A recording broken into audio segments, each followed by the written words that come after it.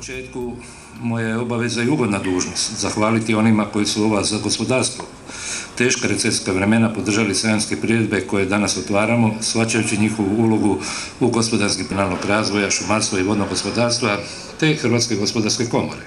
Također se zahvaljujem i svim ostalima koji su doprinijeli da se naše priredbe otvore, a tu ne smijemo zaboraviti ni naše medijske pokrovitelje. Na priredbama sudjeluje više od 100 izlagača iz Hrvatske i susjednih zemalja, od kojih se veliki dio po prvi puta predstavlja u Rijeci, tražeći nova tržišta i poslovne događaje.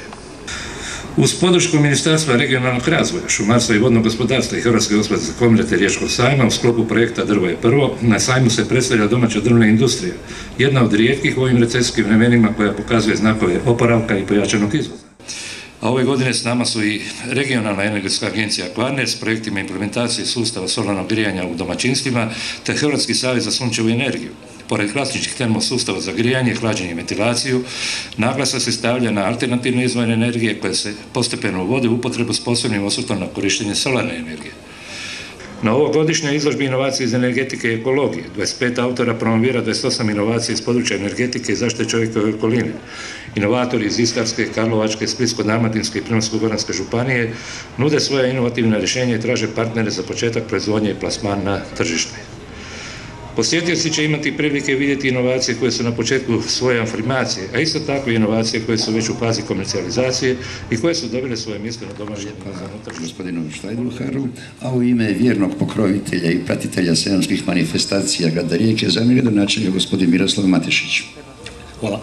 Poštovane dame i gospodo, gospodine direktore, zamjeniče župana, cijenjeni saborski zastupniče, gospodin Jovanović, predsjednice gradskog vijeća, gosti i sudionici sajma. Evo, prije svega iskoristio bih priliku pozdraviti vas u ime gradonačelnika gospodina Vojka Opresnela, koji nažalost spriječen drugim obavezama nije mogao biti danas ovdje s nama.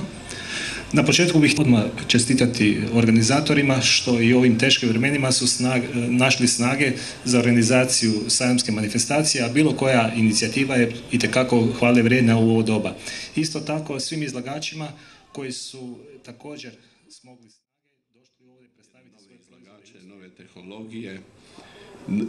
Posebno me raduje da je na sajmu i veliki broj inovatora iz drugih županija Hrvatske.